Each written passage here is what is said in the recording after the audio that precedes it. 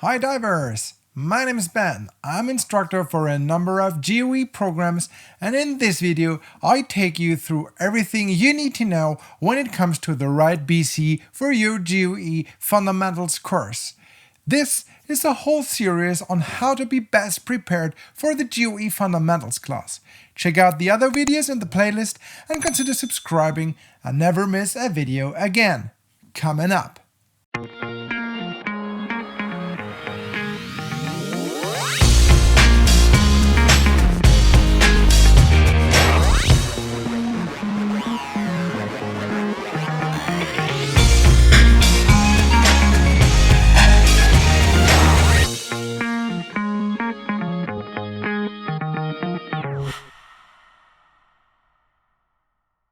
The GUE Fundamentals class is, in my opinion and personal experience, the best and fastest way to become a better scuba diver.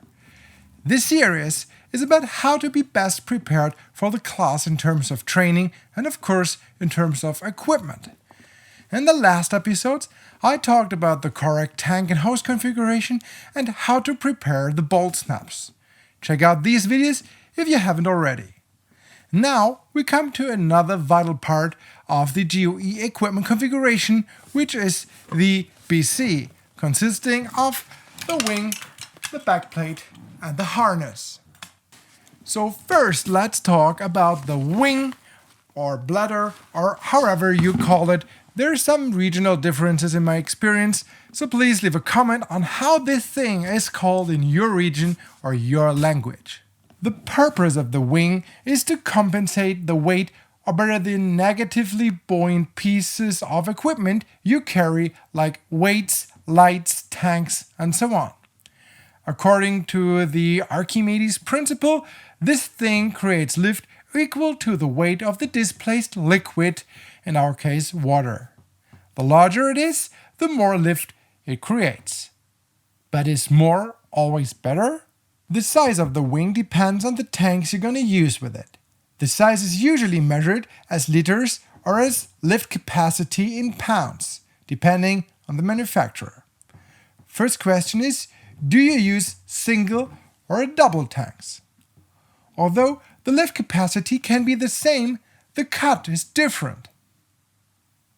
You can, theoretically, use a wing for double tanks with a single tank, but please don't do that. If you use both double and single tanks, please get a single tank version for the single tank and a double tank version for the double tank. The reason is that the double tank wing used on the single tank will wrap around the tank, creating air pockets on the tips, which makes it harder to release gas from it if needed.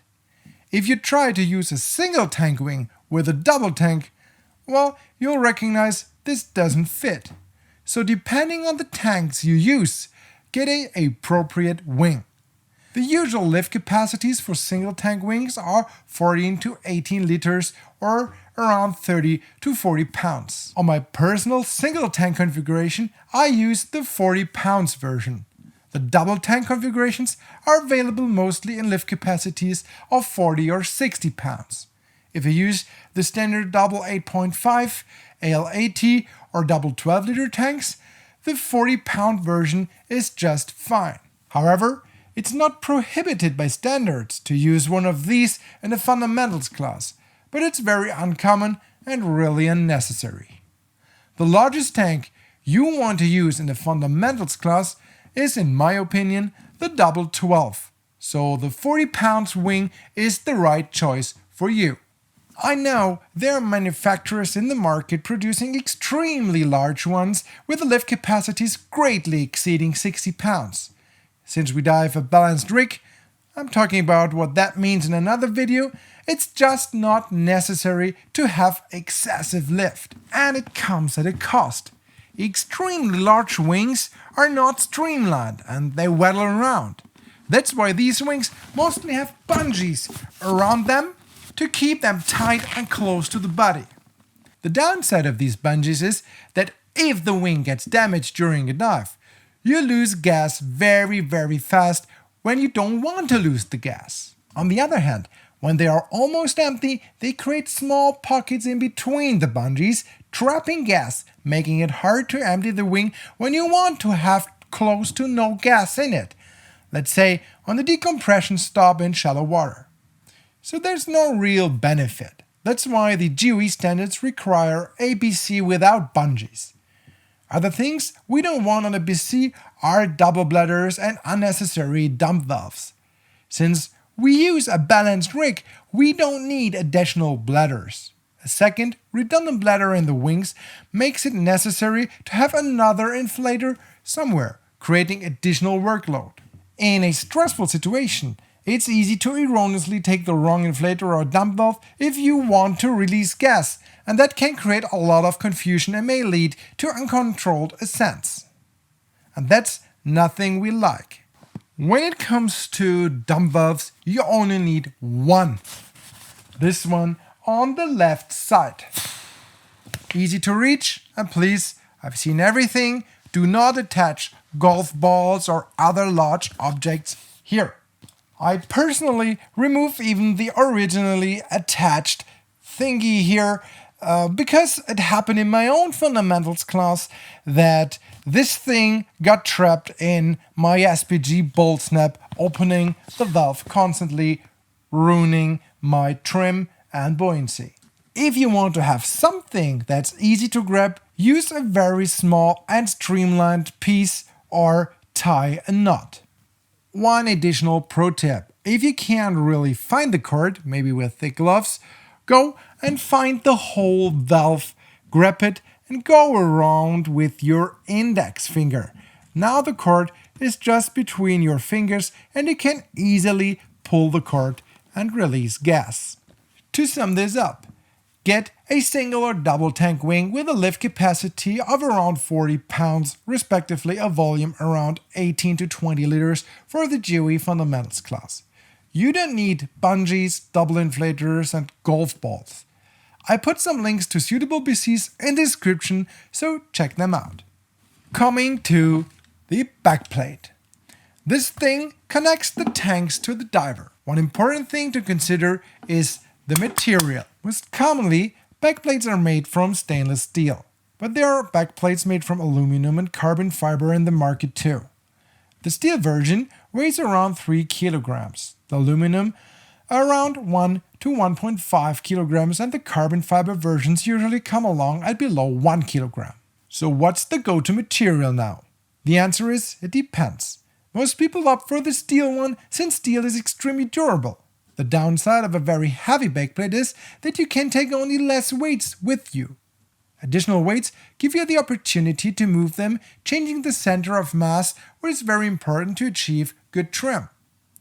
The same applies, by the way, to 6mm steel backplates instead of the usual 3mm backplates or very long backplates. They are just too heavy for most configurations.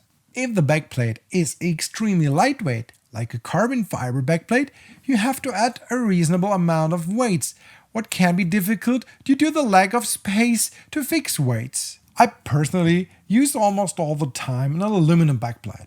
I can add a small tail weight close to the bottom of the tanks without being overweight, which benefits my trim. With a steel backplate, I would be overweight with that configuration. With a carbon fiber backplate, I would need too many pieces of weight. So for the standard cold water dry suit double tank fundamental student, I recommend almost all the time an aluminum backplate. If you've got very lightweight tanks, like some convex steel tanks that weigh only 12 kilos or less each, it might be advisable to use a standard steel backplate. So in the end, the perfect backplate depends on your overall configuration. If you have any doubts, get in touch with your instructor first and discuss the different options. I'm sure your GUE instructor will find the right configuration for you. Last but not least, let's talk about the harness. The harness consists of a webbing. Depending on the manufacturer, the webbing itself is softer or harder. I personally like the soft versions, especially on the crotch strap, because a very hard crotch strap is uncomfortable when swimming long distances and can cause abrasion on the dry suit.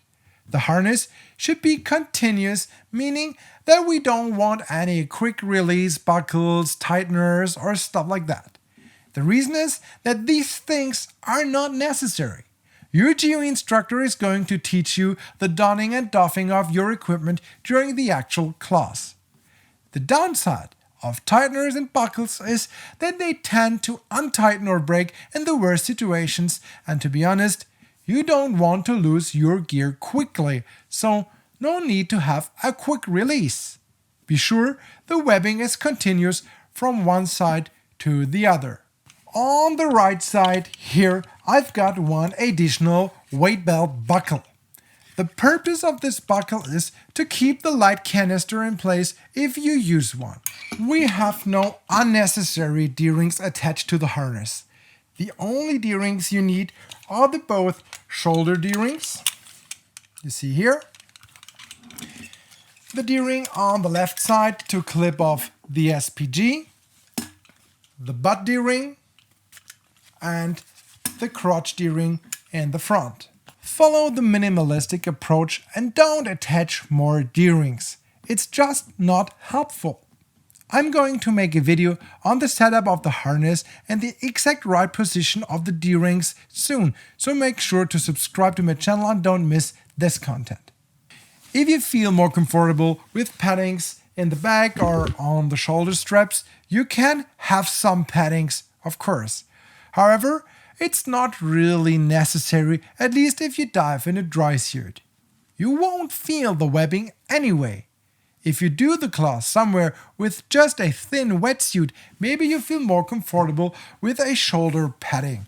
But for the vast majority of divers taking the fundamentals class, it's just not necessary.